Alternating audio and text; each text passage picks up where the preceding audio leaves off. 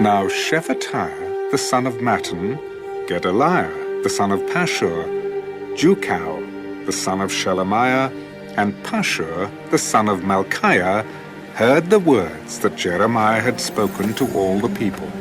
Thus says the Lord, he who remains in this city shall die by the sword, by famine, and by pestilence. But he who goes over to the Chaldeans shall live.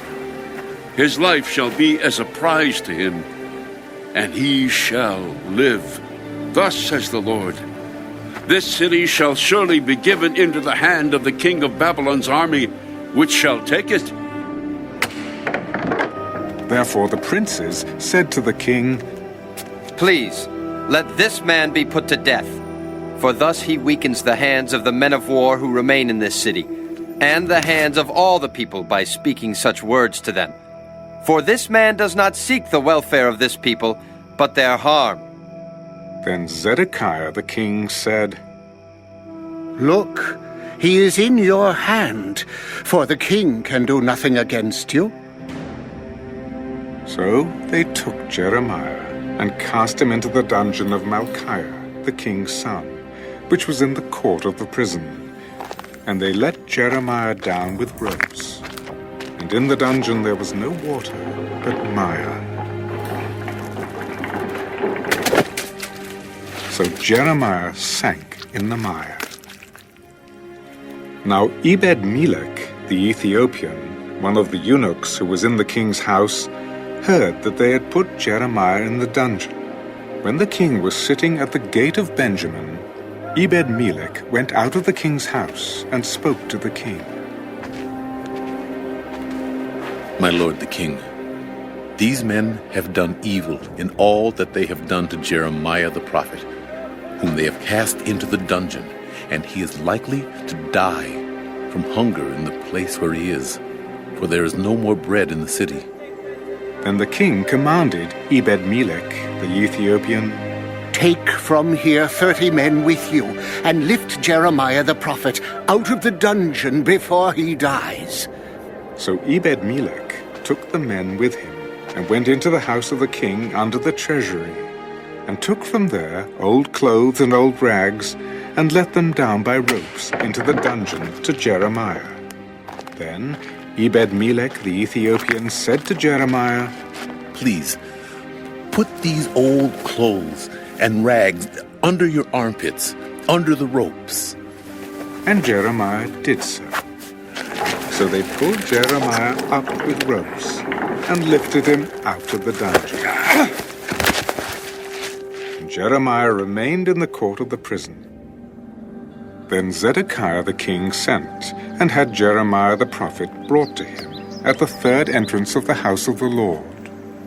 And the king said to Jeremiah, I will ask you something. Hide nothing from me. If I declare it to you, will you not surely put me to death? And if I give you advice, you will not listen to me. So Zedekiah the king swore secretly to Jeremiah. As the Lord lives, who made our very souls, I will not put you to death, nor will I give you into the hand of these men who seek your life. Thus says the Lord, the God of hosts, the God of Israel, if you surely surrender to the king of Babylon's princes, then your soul shall live. This city shall not be burned with fire, and you and your house shall live. But if you do not surrender to the king of Babylon's princes, then this city shall be given into the hand of the Chaldeans.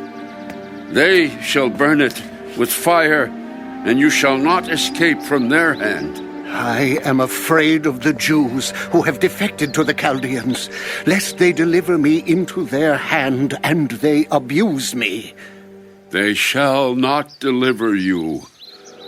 Please obey the voice of the Lord which I speak to you. So it shall be well with you, and your soul shall live. But if you refuse to surrender, this is the word that the Lord has shown me. Now behold, All the women who are left in the king of Judah's house shall be surrendered to the king of Babylon's princes. And those women shall say, Your close friends have set upon you and prevailed against you. Your feet have sunk in the mire, and they have turned away again. So they shall surrender all your wives and children to the Chaldeans. You shall not escape from their hand, but shall be taken by the hand of the king of Babylon, and you shall cause this city to be burned with fire. Let no one know of these words, and you shall not die. But if the princes hear that I have talked with you, and they come to you and say to you, Declare to us now what you have said to the king, and also what the king said to you, do not hide it from us, and we will not put you to death.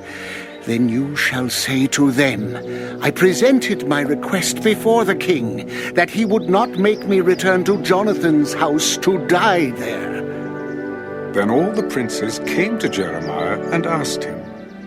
And he told them, according to all these words, that the king had commanded.